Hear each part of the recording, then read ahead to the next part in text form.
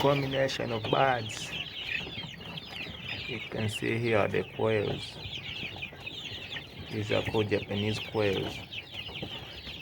They are good at laying eggs and are good at meat. Here you can see them. They are looking healthy. Others are up here.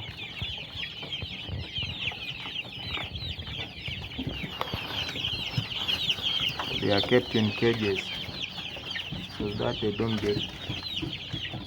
cry. You see them? Yeah.